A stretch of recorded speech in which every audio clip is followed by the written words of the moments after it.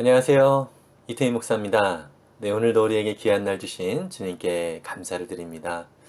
하나님의 말씀을 사모하여서 또 이렇게 말씀을 묵상하기 위하여 이 자리에 함께한 모든 주님의 지체들께 감사를 드리고 또 주님이 허락하신 놀라운 은혜와 복을 충만히 누리길 축복합니다. 오늘 우리에게 주실 하나님의 말씀은 신명기 10장 12절에서 22절까지의 말씀입니다. 제가 읽겠습니다. 이스라엘 자손 여러분, 지금 주 당신들의 하나님이 당신들에게 원하시는 것이 무엇인지 아십니까? 주 당신들의 하나님을 경외하며 그의 모든 길을 따르며 그를 사랑하며 마음을 다하고 정성을 다하여 주 당신들의 하나님을 섬기며 당신들이 행복하게 살도록 내가 오늘 당신들에게 명하는 주 당신들의 하나님의 명령과 규례를 지키는 일이 아니겠습니까? 그렇습니다. 하늘과 하늘 위의 하늘, 땅과 땅 위의 모든 것이 다 주 당신들의 하나님의 것입니다. 그런데 주님께서는 오직 당신들의 조상에게만 마음을 쏟아 사랑하셨으며 많은 백성 가운데서도 그들의 자손인 당신들만을 오늘 이처럼 택하신 것입니다. 그러므로 당신들은 마음에 할례를 받고 다시는 고집을 부리지 마십시오. 이 세상에는 신도 많고 주도 많으나 당신들의 주 하나님만이 참 하나님이시고 참 주님이십니다. 그분만이 크신 권능의 하나님이시요 두려우신 하나님이시며 사람을 차별하여 판단하시거나 뇌물을 받으시는 분이 아니시며 고아와 과부를 공정하게 재판하시며 나그네를 사랑하셔서 그에게 먹을 것과 입을 것을 주시는 분이십니다. 당신들이 나그네를 사랑해야 하는 것은 당신들도 한때 이집트에서 나그네로 살았기 때문입니다. 주 당신들의 하나님을 경외하고 그를 섬기며 그에게만 충성을 다하고 그의 이름으로만 맹세하십시오. 당신들이 찬양할 분은 당신들의 하나님뿐이니 당신들이 본 대로 그분은 당신들에게 크고 두려운 일들을 하여 주신 하나님이십니다. 당신들의 조상이 이집트로 내려갈 때에는 모두 70명밖에 되지 않았지만 주 당신들의 하나님은 이제 당신들을 하늘의 별과 같이 많게 하셨습니다. 아멘. 네, 모세가 계속해서 이스라엘 백성들에게 가나안 땅에 들어가서 살게 될 때에 하나님의 말씀을 순종하며 살아가기를 소원하면서 오늘도 계속 이어서 말씀을 하고 있습니다. 특별히 오늘 말씀은 하나님이 원하시는 것, 하나님은 바로 그의 백성이 주님 안에서 행복해지기를 원하시는데 그런 행복한 삶을 그 백성들이 살아가기 위하여 어떻게 살아가야 할지에 대해서 말씀을 해주고 있습니다. 혹시 우리가 중요한 어떤 시험을 치른다라고 할 때에 그 시험을 가장 잘 볼 수 있고 또 전략적으로 잘 공부할 수 있는 방법이 무엇일까요? 아마 그 시험을 출제하는 출제자의 의도를 확실하게 파악하고 공부를 한다면 우리가 시험을 볼 때에 상당한 도움이 될 것이고 또 실제로 시험의 결과도 참 좋을 것입니다. 이 시험을 준비한다고 하면서 내가 얼마나 많이 시험을 위해서 준비했고 얼마나 많은 시간을 쏟았고 얼마나 많은 열정을 쏟았는지 뭐 이런 것들을 얘기하는 것은 사실 별 의미가 없습니다. 전략적으로 어떻게 잘 준비를 했는지가 더 중요하겠지요. 그래서 적은 시간을 공부하더라도 그 적은 시간을 더 능률 있게 사용하는 것. 이것이 시험을 보는 자에 있어서 지혜로운 태도이고 방법이라고 생각합니다. 우리가 신앙생활하는 것도 마찬가지입니다. 하나님, 제가 이렇게 열심히 새벽 기도를 다녔고 열심히 이렇게 시간을 내어서 교회 봉사를 했고 뭐 이렇게 해서 내가 나름대로 무엇인가를 열심히 했다라고 하나님 앞에 말씀을 드리는 것보다 더 중요한 게 있죠. 예, 그게 바로 무엇입니까? 우리의 창조주 되시고 또 우리의 구원자 되시는 그 하나님 아버지의 마음을 아는 것이죠. 오늘 본문 속에서도 이스라엘 백성들에게 하나님은 이스라엘 백성들이 행복해질 수 있는 그 방법에 대하여 말씀을 해주고 있는데요.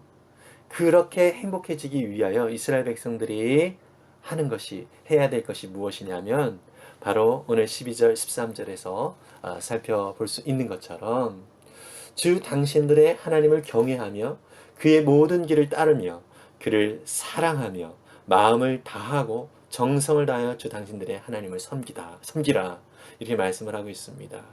그리고 하나님의 명령과 규례를 잘 지키는 것, 이렇게 사는 것이 바로 하나님께서 그 백성들이 행복해지는 방법이다라고 말씀을 하고 있습니다.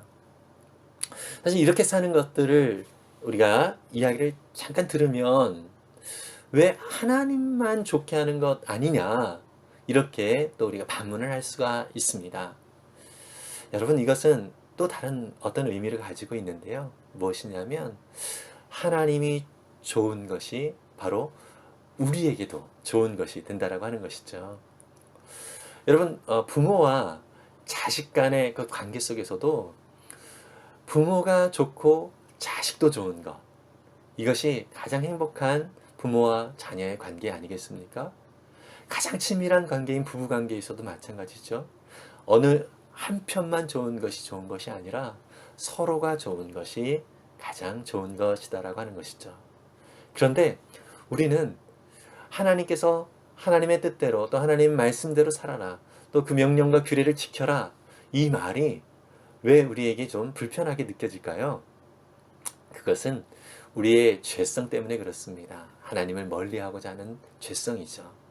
그러나 우리가 하나님을 더욱더 깊이 알아가게 되어지고 진정으로 거듭난 그 새 속성으로 우리가 우리 자신을 바라볼 때는 그 하나님의 말씀을 순종하며 살아가는 것이 우리에게 기쁨이고 진정한 행복이다라고 하는 것을 느낄 수가 있는 것입니다. 오늘 말씀 속에서 특별히 하나님은 그 백성들에게 마음의 할례를 받고 다시는 고집을 부리지 말아라, 이렇게 말씀을 하고 있습니다. 실제로 이스라엘 백성들은 끊임없이 하나님께서 은혜로 많은 것들을 허락해 주셨음에도 불구하고 여전히 자신들의 고집을 부리면서 끊임없이 하나님의 마음을 아프게 했던 것을 볼 수 있습니다. 그러한 이스라엘 백성들에게 마음의 할례를 해라, 이렇게 말씀을 하고 있습니다. 여러분, 마음의 할례를 한다라고 하는 것은 어떠한 의미를 가지고 있는 표현인가요? 이 할례라고 하는 단어, 이것은 우리가 창세기 17장에 보면 하나님께서 아브라함에게 할례를 하라고 명하시는 장면이 나오는데요. 이 할례는 남자의 생식기의 포피를 자르는 의식을 바로 할례라고 합니다. 이 창세기 17장에서 처음 명하신 이 할례는 바로 그 직전 장인 16장의 배경을 두고 있습니다. 무슨 얘기냐면 창세기 16장에 아브라함은요, 이스마엘이라고 하는 육신의 아들을 낳게 됩니다. 하나님이 원했던 아들이 아니라 자신의 육신의 방법대로 낳은 아들이 바로 이스마엘이라고 하는 아들이었지요. 이 이스마엘이 태어났을 때에 아브라함이 86세라고 이야기를 하고 있습니다. 근데 이것은 하나님이 원치 않는 방법이었기 때문에 하나님은 마음이 좀 아프셨던 것 같습니다. 그래서 16장의 끝부분에 아브라함이 86세라고 하면서 마무리를 짓고 있는데 17장 바로 그 다음 절에 17장 1절에 아브라함이 99세 때 하나님이 나타나시는 것을 볼 수 있습니다. 무려 13년 동안의 공백이 아브라함의 일생 동안 창세기에 있는 것을 볼 수 있습니다. 어쩌면 하나님의 마음이 좀 불편했던 것 같습니다. 아브라함이 행한 것 때문에요. 믿음 없이 행한 그 일이 하나님의 마음을 좀 삐지게 하지 않았는가, 이런 생각이 또 들기도 합니다. 그래서 아브라함이 99세 때 나타나셔서 하나님께서 명하신 것이 무엇입니까? 창세기 17장 9절에서 11절까지 말씀인데요. 하나님이 또 아브라함에게 말씀하셨다. 너는 나와 세운 언약을 잘 지켜야 하고 내 뒤에 오는 너의 자손도 대대로 이 언약을 잘 지켜야 한다. 너희 가운데서 남자는 모두 할례를 받아야 한다. 이것은 너와 내 뒤에 오는 너의 자손과 세우는 나의 언약, 곧 너희가 모두 지켜야 할 언약이다. 너희는 포피를 베어서 할례를 받게 하여라. 이것이 나와 너희 사이에 세우는 언약의 표이다. 여러분, 할례를 행함으로 인하여서 이것은 생식기의 일부를 베지만 상징성이 있습니다. 생식기 전부를 벤다라고 하는 그 상징성을 가지고 있는 것이죠. 그래서 결국 그 모든 생식, 자손을 낳게 하는 것은 하나님께서 전적으로 행하시겠다라고 하는 하나님의 의지를 나타내고 있습니다. 이때 아브라함의 나이가 99세였지요. 예, 이제 낳을 수 있는 능력이 아브라함에게는 없었다라는 것이죠. 네, 하나님께서 이 아브라함으로 하여금 전적으로 아브라함의 능력이 아니라 하나님의 능력으로 자손을 허락해 주실 것이다라고 하는 그 상징적인 의식이 바로 할례였다라고 하는 것입니다. 즉 자손을 낳기 위한 인간적인 모든 조건들을 다 끊고 오직 하나님의 은혜를 구한다라고 하는 그런 의미를 담고 있지요. 결국 약속대로 아브라함은 100세에 이삭을 낳게 되는 것을 우리는 볼 수 있습니다.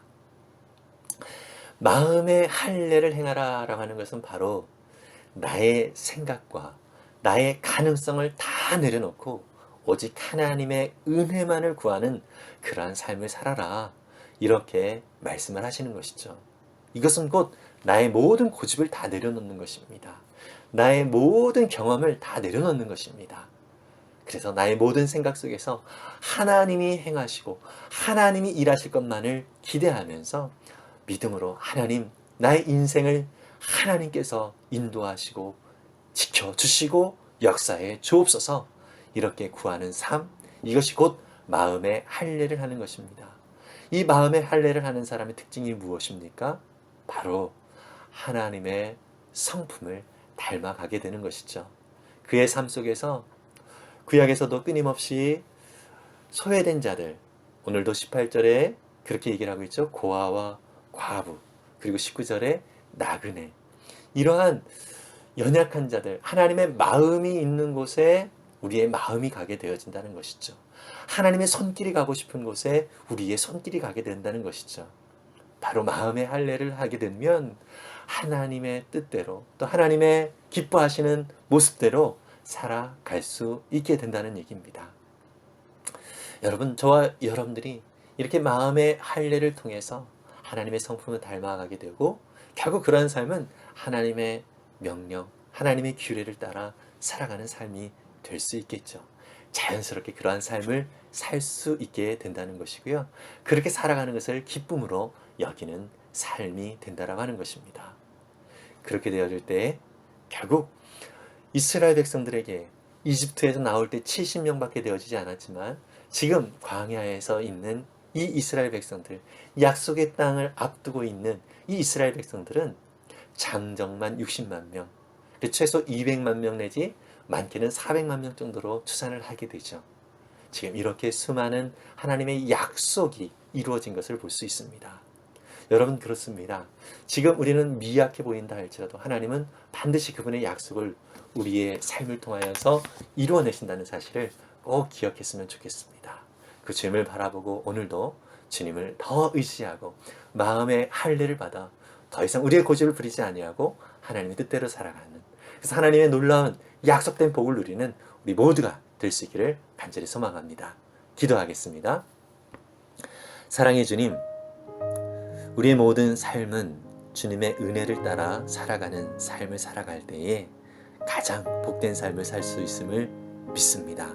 우리 마음의 할례를 행하여 우리의 고집대로 살아가는 것이 아니라 오직 하나님의 뜻대로 살아가는 삶의 기쁨을 오늘도 누리며 하나님 아버지를 닮아가는 그러한 거룩한 삶, 그래서 우리에게 그것이 기쁨이 되고 즐거움이 되고 참으로 행복한 삶이 되어져서 하나님의 놀라운 약속된 그러한 풍성함을 누리는 은혜의 날이 될 수 있도록 축복해 주옵소서.